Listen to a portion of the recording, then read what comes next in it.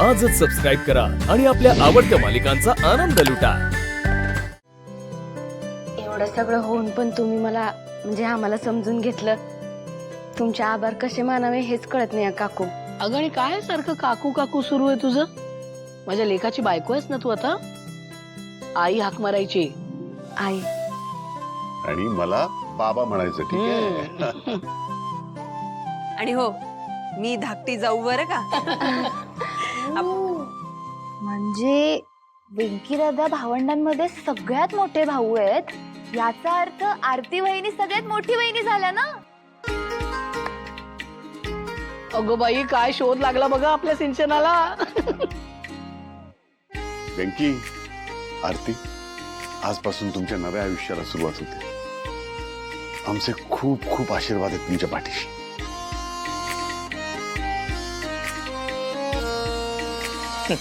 द्या, जेवढे आशीर्वाद द्यायचे तेवढे द्या, पण आशीर्वादाने पोट भरत नसतं। आता यांच्या पोटाची जबाबदारी पण तुमच्यावरच पडणार आहे, कारण अजून एक तोंड वाढलंय आणि मी ठरवलंय या महिन्यापासून मी काय घर खर्च देणार नाहीये।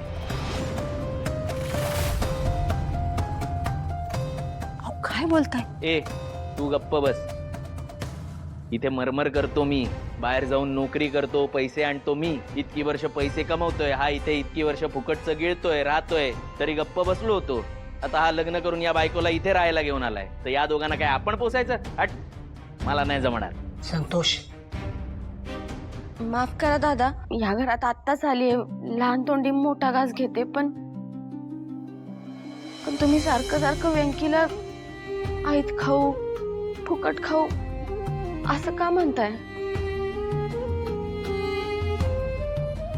नाही म्हणजे मला मान्य आहे तो आधी पैसा कमवत नव्हता, पण जेव्हापासून त्याला जाणीव झालीये तेव्हापासून पडेल ते काम करतोयच की, आणि पैसे कमवतोय, आणि तो घर खर्चाला पण पैसे देतोय। मग असं कशाला बोलताय त्याला? आणि राहिला प्रश्न माझा, मला लहानपणापासून म्हणजे भांडी कुंडी खेळण्याच्या वयात असल्यापासून माझ्या आईनं स्वतः कमवून खायला शिकवले, त्यामुळे पैशाची किंमत चांगलीच माहितीये मला दादा। आणि मला हे पण चांगलंच ठाऊक आहे का एखादा जरी माणूस घरात वाढला तर खर्चाचा कसा घोळ होऊन जात। त्यामुळे तुम्ही काळजी नका करू, आमच्या खर्चाचा भार आम्ही तुमच्यावर कधीच नाही येऊ देणार। खरंच आम्ही दोघं मिळून कमवू, हे की नाही वेंकी? आणि एवढंच नाही, म्हणजे या घरात तुम्ही असाल, नाही हरीश दादा असतील, सिंचुताई असतील, या घरात कमवणारा प्रत्येक माणूस या घरासाठी खर्चाचा जो काही पैसा देतोय की नाही, आम्ही दोघं मिळून तेवढाच खर्च या घरासाठी देऊ, है ना? मी शब्द देते दादा तुम्हाला।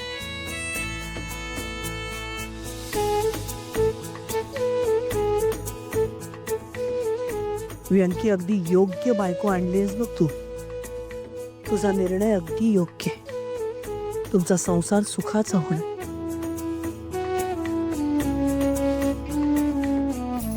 अरे वेंकी, आरतीला आपलं घर दाखवशील की नाही?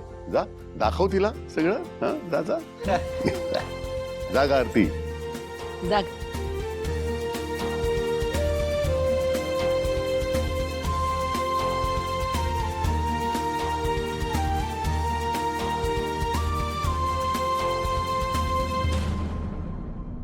बऱ्या बोलाने सांग, नाहीतर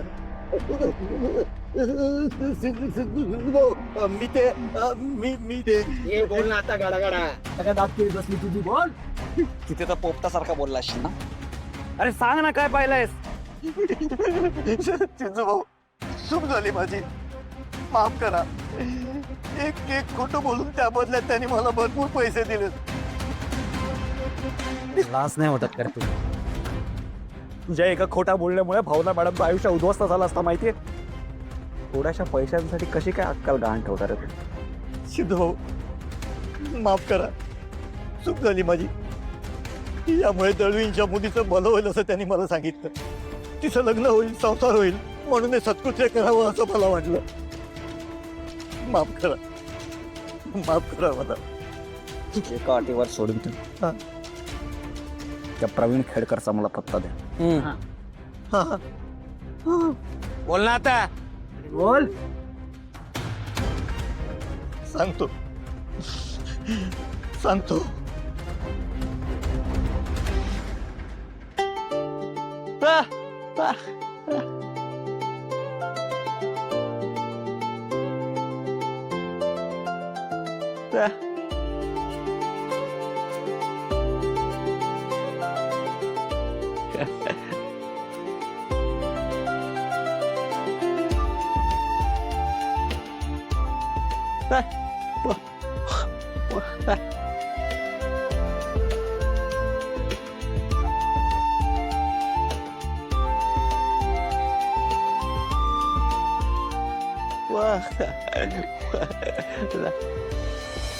केवढं मोठं परसदार आहे रे. भारी आहे. आणि पुढं अंगण बी केवढं मोठं आहे. भारी.